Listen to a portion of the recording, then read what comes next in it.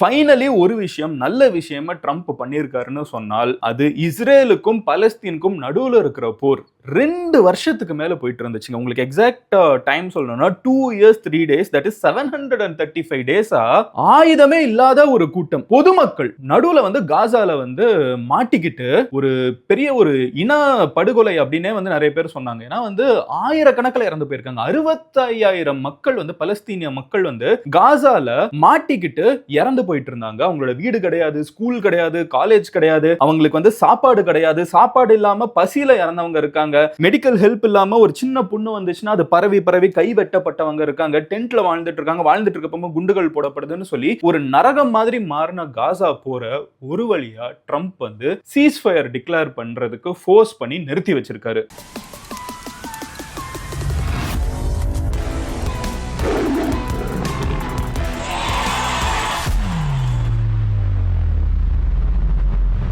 First விஷயம் என்ன அப்படின்னு பாத்தீங்கன்னா ஒரு சின்ன ஃபிளாஷ்பேக் போட்டு பார்ப்போம். 2 years 3 daysக்கு முன்னாடி என்ன நடந்துச்சு? ஸோ 2 years 3 daysக்கு முன்னாடி தான் ஹமாஸ் அமைப்பினர் இங்க இஸ்ரேலுக்குள்ள போய் இஸ்ரேல்ல ஒரு மிகப்பெரிய தாக்குதலை நடத்தி அங்க இருந்து நூற்றுக்கணக்கான பேரை, தட் இஸ் 251 பீப்புளை கடத்திட்டு வந்துடுறாங்க. எப்படி? பலஸ்தீன்ல இருந்து காசால இருந்து இஸ்ரேலுக்குள்ள போய் இஸ்ரேல்ல இருந்து 250 பீப்புளை ஒரு பார்ட்டியில இருந்தவங்களை ஒரு என்ன சொல்ல பிணை கைதிகளா ஓகேவா கடத்திட்டு வந்துடுறாங்க. இப்போ இந்த 250 பேரை அவங்க புடிச்சு வச்சிருக்காங்க. 251 people 250 பேர் ஒரு நாட்டுல இருந்து இன்னொரு நாட்டுக்குள்ள புடிச்சிட்டு வராங்கன்னா எவ்வளவு பெரிய விஷயம் யோசிச்சு பாருங்க. பொதுமக்கள் இதை இந்தியா பாகிஸ்தான் யோசிச்சு பாருங்க எவ்வளவு பெரிய விஷயமா நம்ம பேசுவோம். அதுதான் 2 years 3 daysக்கு முன்னாடி நடந்துச்சு. இப்போ அது நடந்து முடிஞ்சு 735 days ஆயிடுச்சு. இவங்க இந்த 251 பீப்புளை கொண்டு போனதுக்கு அப்புறம் இஸ்ரேல் ஒரு மிகப்பெரிய தாக்குதலை பதிலுக்கு காசா மேல நடத்துறாங்க. காசா அப்படின்னு சொல்லப்படக்கூடிய இந்த ஸ்ட்ரிப்புக்கு அண்டர் கிரவுண்ட் நெட்வொர்க் தான் ஹமாஸ் அதிகமா கண்ட்ரோல் பண்ணிட்டு இருக்காங்க. சோ இவங்களை வானத்தில இருந்து குண்டு போட்டு அழிக்கிறதுங்கிறது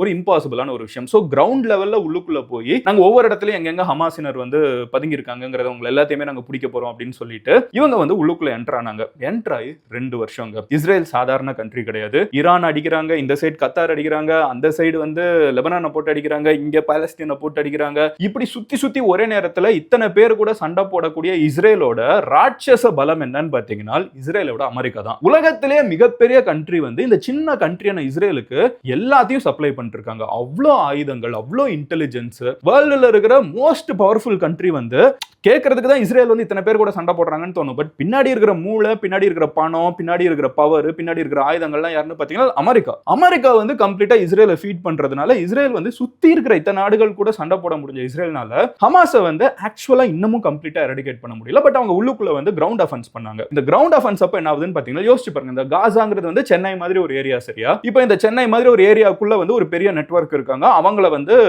இஸ்ரேல் அழிக்கணும்னு நினைக்கிறாங்கங்கிற மாதிரி யோசிச்சு பாருங்க. இவங்க எங்க நாட்டுல இருந்து 250 பேரை கடத்திட்டு வந்துட்டாங்க, இவங்களை அழிச்சாதான் நாங்க நிம்மதியா இருக்க முடியும், இல்லைன்னா அவங்க மறுபடியும் எங்க நாட்டுக்குள்ள தொல்லை பண்ணுவாங்க, அதனால இவங்களை அழிக்க போறோம்னு சொல்லிட்டு ஊருக்குள்ளே வந்துட்டாங்க. ஊருக்குள்ள காசாக்குள்ள கம்ப்ளீட்டா பில்டிங்ஸ் எல்லாமே டெமாலிஷ்டு, ஸ்கூல்ஸ் கிடையாது, காலேஜஸ் கிடையாது, ஹாஸ்பிட்டல்ஸ் கிடையாது, எந்த ஒரு பேசிக் ஃபெசிலிட்டியும் கிடையாது, எல்லாத்தையுமே டெஸ்ட்ராய் பண்ணிட்டாங்க. அதுக்கப்புறம் என்ன ஆகுதுன்னு பாத்தீங்கன்னா யாரு ஹமாஸ் அமைப்பினர், யாரு காசால இருக்கக்கூடிய சாதாரண பலஸ்தீனிய பொதுமக்கள்ங்கிற வித்தியாசம் தெரியலன்னு இஸ்ரேலே சொல்றாங்க. உள்ளுக்குள்ள ஒவ்வொருத்தங்களா போறப்போ நடுவுல இங்க ஒருத்தங்கிட்ட ஆயுதம் இருக்குது, இங்க ஒருத்தங்கிட்ட ஆயுதம் இருக்குது. இவங்க ஹமாஸ், இவங்க இஸ்ரேல், இவங்க 2 பேரும் மாத்தி மாத்தி சுடுறப்போ யார் இறந்து போவாங்க அதிகமான்னு யோசிச்சு பாருங்க. நடுவுல இருக்கக்கூடிய பொதுமக்கள். சோ நீங்க இந்த கணக்கே எடுத்து பாத்தீங்கன்னா இஸ்ரேல்ல 2000 பேர் இறந்திருக்காங்க. ஓகேவா? அதுக்கு பதிலுக்கு இஸ்ரேல் நடத்தின தாக்குதல்ல பலஸ்தீனியர்கள் 68,800 பேர், 2000 இஸ்ரேலிஸ் இறந்து போறாங்க. அதுக்கப்புறம் பலஸ்தீன் ஒரு பலஸ்தீனியர்கள் மேல நடக்கக்கூடிய ஒரு தாக்குதல்ல ஹமாஸை தேடி நடக்கக்கூடிய ஒரு வேட்டையிலன்னு நம்ம சொல்லலாம். ஏன்னா அவங்க தேடி தேடி போயிட்டு இருக்காங்க, வீட்டுக்குள்ள போறாங்க, டென்ட்டுக்குள்ள போறாங்க, எல்லா இடத்துலயும் போறப்போ 68,000 பேர், 68,800 பலஸ்தீனியன்ஸ் வர்சஸ் 2000 இஸ்ரேலிஸ். இந்த 2000 இஸ்ரேலிஸ் இறந்ததுக்கு அவங்க பதிலுக்கு இவங்க மொத்தமா அழிக்கிறேன்னு போறப்போ 68,800 பலஸ்தீனியர்கள் காசால இறந்து போயிருக்காங்க இதுவரைக்கும். இதுல இன்னும் லட்சக்கணக்கான பேர் காயப்பட்டவங்க இருக்காங்க. ஓகேவா? சோ ஒரு பாயிண்ட்ல என்ன ஆகுதுன்னு பாத்தீங்கன்னா இந்த 251 பீப்புள புடிச்சிட்டு போறாங்கல்ல, அவங்கள வச்சு ஹமாஸ் ஹெவியா பிளாக்மெயில் பண்றாங்க. இன்ஃபேக்ட் இப்போ வரைக்குமே அவங்களோட கோல் என்னன்னா நீங்க ரொம்ப உள்ள விடலனா உங்களை ரிலீஸ் பண்ண மாட்டோம், இவங்களுக்கு ஏதாவது நடந்துரும் அப்படின்னு சொல்லி போய் நிறைய பேர் இறந்து போயிட்டாங்க. ஆக்சுவலா உள்ளுக்குள்ள நிறைய பேர் இறந்து போயிருக்காங்க, நிறைய பேர் வந்து காணாம போயிட்டாங்கன்னே சொல்லப்படுது. உடல்கள் வந்து திருப்பி கிடைக்கல. கடைசியா என்ன ஆகுதுன்னு பாத்தீங்கன்னா ஒரு 168 பேர் வந்து உயிரோட ரிலீஸ் ஆகுறாங்க. அண்ட் கடைசியா இருக்கக்கூடிய ஒரு 20 பேர் வந்து வேற வேற ஃபேசஸ்ல, ஓகேவா, வேற வேற ஃபேசஸ்ல கடைசியில ஒரு 20 பேரை வந்து இன்னும் ஹமாஸ் வந்து பிடிச்சு வச்சிட்டு இருந்தாங்க.